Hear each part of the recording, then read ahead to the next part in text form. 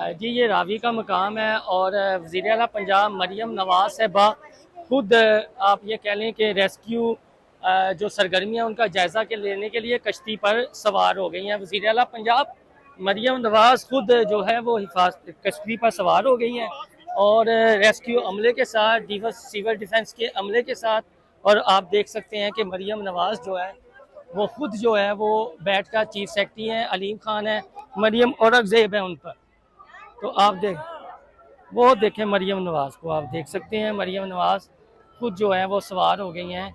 Rescue अमले का सहारा लेकर हुकूमत पंजाब और पाकिस्तान जिंदाबाद के नारे भी यहाँ पर लगाए जा रहे हैं। मरीम नवाज़ खुद दरियाई रावी में उतर गई हैं, हिफाजती जैकेट भी उन्होंने पहनी हुई है।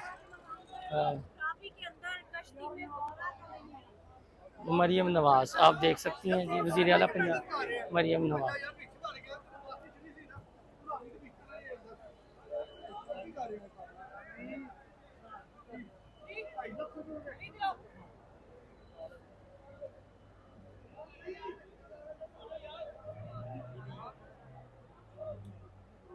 ये मरीम नवाज़ को आप देख सकते हैं जी, साथ में अलीम खान है, मरीम औरंगज़ेब है और उन्हें ब्रीफिंग दी जा रही है।